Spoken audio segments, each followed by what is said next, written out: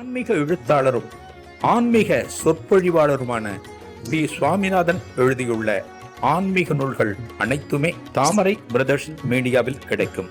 மகாபிரிவா தொகுதிகள் தமிழிலும், மகாபிரிவா தொகுதிகள் ஆங்கிலத்திலும் இவர் எழுதியுள்ள நூல்கள் பல்லாயிரக்கணக்கான வாசகர்களிடையே பெரும் வரவேற்பை பெற்றது. இவற்றை தவிர திருப்படி சரணம் உட்பட ஏராளமான ஆன்மீக நூல்கள் தாமரை பிரதர்ஸ் மீடியாவில் கிடைக்கும்.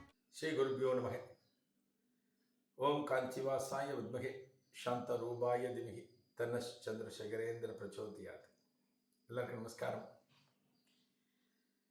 மகாபிரிவா மகிமை அனுபவத்தில் காஞ்சி மகாபிரிவோட பற்றி நிறைய நம்ம பார்த்துட்டு இருக்கோம். மகான் வாழ்ந்த காலம் அப்படிங்கிறது 100 வருஷம். சந்நியாசத்தில் மகாபிரிவா வாழ்ந்த வருஷம் அப்படிங்கிறது இந்த 100 வருஷத்தில் 87 வருஷம். வாதிராஜர் அப்படின்னு ஒரு மகான் இருந்தார். வியாசராஜருடைய சீடர் வாதிராஜர்னு பேர். 120 வருஷம் வாழ்ந்தார். ராமானுஜர் 120 வருஷம் வாழ்ந்தார். ராமானுஜர் 120 வருஷம் வாழ்ந்த மாதிரி அதே போல வாதிராஜரும் 120 வருஷம் வாழ்ந்தார். 8 வயசுல சன்னியாசம்.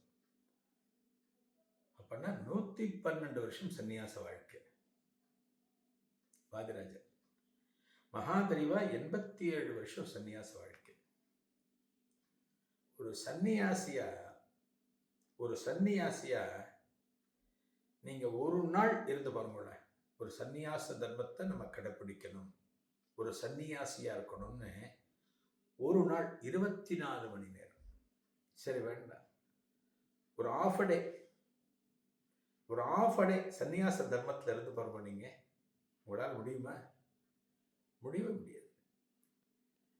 முதல் விஷயம் அடிபட்டுருவோம். பொய் சொல்லக்கூடாது. ஒரு சன்னியாசி பொய் சொல்லக்கூடாது. நம்ம ஒரு நாள் காலையில் ஆரம்பிச்சு ராத்திரி வரைக்கும் எத்தனை பொய்களை நம்ம சொல்றோம் நம்மளோட மனசாட்சிக்கு தெரியும். ஒரு சன்னியாசிக்கு உணவுல கட்டுப்பாடு உண்டு. நாம பார்த்ததெல்லாம் எடுத்து சாப்பிடுவோம். என்னென்ன பிடிக்கிறதோ எடுத்து சாப்பிடுவோம். எந்த கடையில எதை பார்க்குறோமோ எடுத்து வழிச்சு சாப்பிடுவோம். சன்னியாசிக்கு பொறுமை இருக்கணும். கோபம் கூடாது. நம்மால முடியுமா? கோபம் எதா இருந்தாலும் நம்ம கேட்டது கிடைக்கல, நம்ம நினைச்சது நம்ம கிட்ட வரல அப்படின்னா கோபம் எவ்வளவு பாருங்க. ஒரு சன்னியாசியா ஒரு அரை நாள் இருக்கிறதே நமக்கு கஷ்டமா. ஆனா மகாபிரிவா 87 வருஷம் சன்னியாச தர்மத்தில் இருந்திருக்காரு. அப்படின்னா எத்தனை சேலஞ்சஸ், எத்தனை சவால்கள், எத்தனை மனுஷால மகாபிரிவா பார்த்திருப்பா. நினைச்சு பாருங்களேன், சான்ஸே இல்லை. அதனாலதான் இவரை மாதிரி ஒரு மகானை பார்க்க முடியுமா? இவரை மாதிரி ஒரு மகானை இந்த நூற்றாண்டுல நமக்கெல்லாம் கிடைச்சிருக்கிறது, அவரை பத்தி சிந்திக்கிறதுக்கு நமக்கு கிடைச்சிருக்கிறதுக்கு நாம செஞ்ச புண்ணியம்.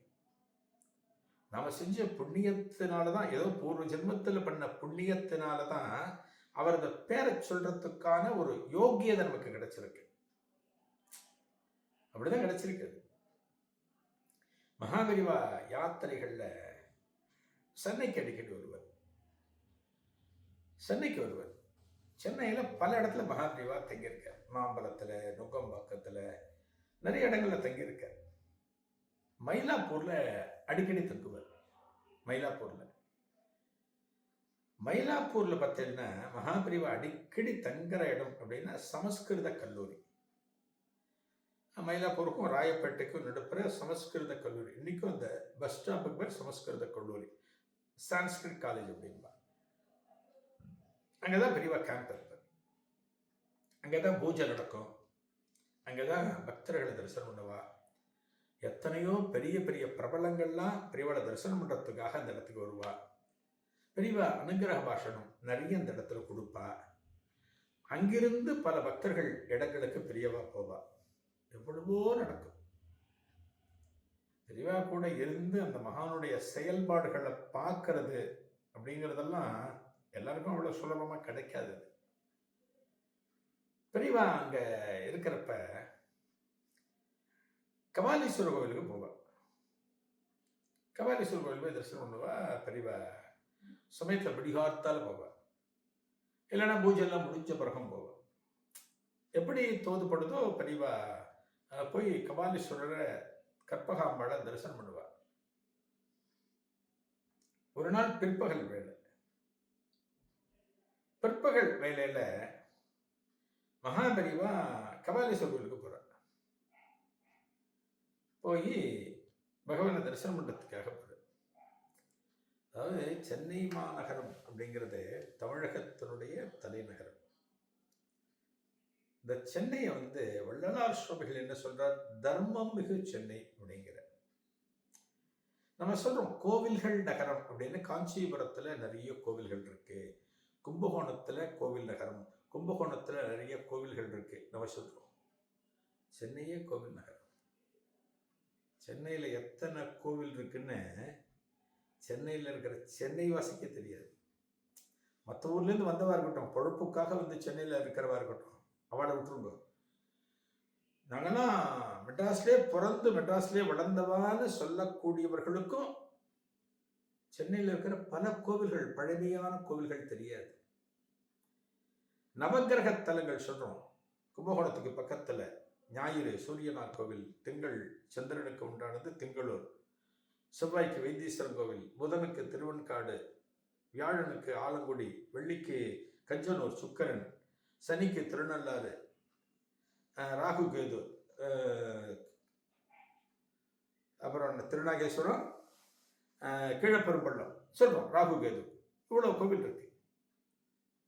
இதே நவகிரகத்திற்கு சென்னையில் இருக்கு, சென்னையிலே இருக்கு 9 கோவில்கள் இருக்கு. யாருக்கு தெரியும்?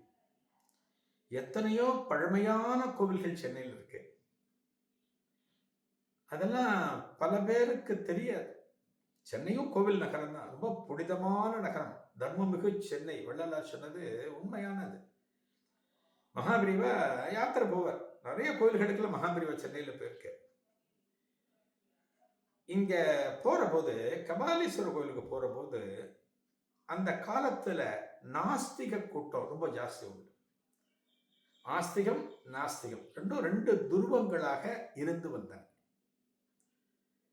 கடவுள் இல்லை, கடவுளை வழிபடுகிறவன் முட்டாள் அப்படிங்கிறது அவ கொள்கை. ஆஸ்திகர்கள் கோவிலுக்கு போய் நாள் கிழமை பண்டிகை இதெல்லாம் கொண்டாடுறது ஆஸ்திகர்களுடைய கடமை. மகாபெரிவாளுக்கு ஒரு கண்டனம் தெரிவிக்கணும், அவருக்கு கருப்பு கொடி காட்டணும்னு ஒரு நாஸ்திக கூட்டம் காத்திருந்தது மயிலையில். இதன் தொடர்ச்சியை அடுத்த நிகழ்வில் காணலாம். நன்றி, வணக்கம். ஆன்மீக எழுத்தாளரும் ஆன்மீக சொற்பொழிவாளருமான பி. சுவாமிநாதன் எழுதியுள்ள ஆன்மீக நூல்கள் அனைத்துமே தாமரை பிரதர்ஸ் மீடியாவில் கிடைக்கும். மகாபெரிவா தொகுதிகள் தமிழிலும், மகாபெரிவா தொகுதிகள் ஆங்கிலத்திலும் இவர் எழுதியுள்ள நூல்கள் பல்லாயிரக்கணக்கான வாசகர்களிடையே பெரும் வரவேற்பை பெற்றது.